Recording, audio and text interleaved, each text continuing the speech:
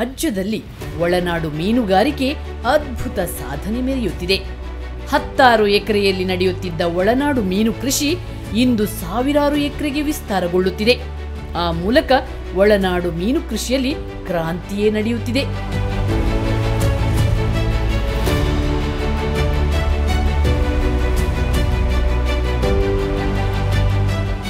ಕರುನಾಡು ಕೆರೆ, ಜಲಾಶಯ, ನದಿಗಳಿಂದ ಕೂಡಿರುವ ಸಂಪದ್ಭರಿತ ಜಲ ಸಂಪನ್ಮೂಲಗಳನ್ನು ಒಳಗೊಂಡಿದೆ. ಹಾಗಾಗಿ ಕರ್ನಾಟಕ ಸರ್ಕಾರದ ಮೀನುಗಾರಿಕೆ ಇಲಾಖೆ ಒಳನಾಡು ಮೀನುಗಾರಿಕೆಗೂ ಕರಾವಳಿಯಷ್ಟೇ ಪ್ರಾಮುಖ್ಯತೆಯನ್ನು ನೀಡುತ್ತಿದೆ.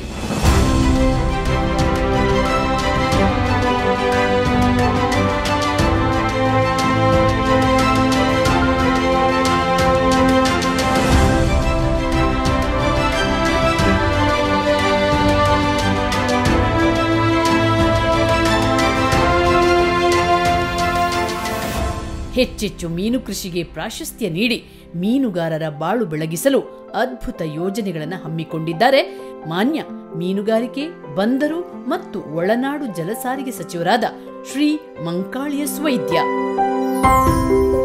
ಒಳನಾಡು ಮೀನುಗಾರಿಕೆ ನಮಗೆ ಕರಾವಳಿ 3 ಜಿಲ್ಲೆ ಮೀನುಗಾರಿಕೆ ಎಷ್ಟು ಮುಖ್ಯನೋ ಅಷ್ಟೇ ಮುಖ್ಯ ಒಳನಾಡು ಮೀನುಗಾರರು. ಕೆರೆ ಇರ್ಬೋದು ಅಥವಾ ನದಿ ಇರ್ಬೋದು ಅಥವಾ ಈಗ ಏತ ನೀರಾವರಿಯಲ್ಲಿ ನೀರು ತುಂಬಿ ಅಲ್ಲಿ ಮೀನು ಸಾಕಣೆ ಮಾಡ್ತಾಯಿದ್ದಾರೆ. ಅವರಿಗೂ ಹಾಗೆ ಅನುಕೂಲ ಆಗುವ ರೀತಿಯಲ್ಲಿ ಅವರೇನು ಮೊದಲಿನಿಂದ ಮಾಡ್ಕೊಂಡು ಬಂದವರು ಅವರಿಗೆ ಏನು ಒಂದೊಂದು ಸಂಘವನ್ನು ಮಾಡಿಕೊಂಡಾರೆ. ಅವ್ರಿಗೆ ಮೊದಲಿನಿಂದ ಯಾವ ರೀತಿ ಕೊಡ್ತಾಯಿದ್ರು ಅದನ್ನು ಕೊಡ್ತಾಯಿದ್ದೇವೆ. ಮೀನುಗಾರರಿಗೆ ಅನುಕೂಲ ಆಗುವ ಎಲ್ಲ ರೀತಿಯಲ್ಲಿ ಒಳನಾಡು ಮೀನುಗಾರಿಕೆಗೂ ಹೀಗೆ ಏನಾದರೂ ಯಾರಾದರೂ ಏನು ಮೀನು ಹಿಡಿಯುವಾಗ ಏನಾದರೂ ವ್ಯತ್ಯಾಸ ಆಗಿ ಅವರು ಜೀವಹಾನಿ ಆದರೆ ಅವರಿಗೂ 6 ಲಕ್ಷ ಕೊಡ್ತೇವೆ ನಾವು.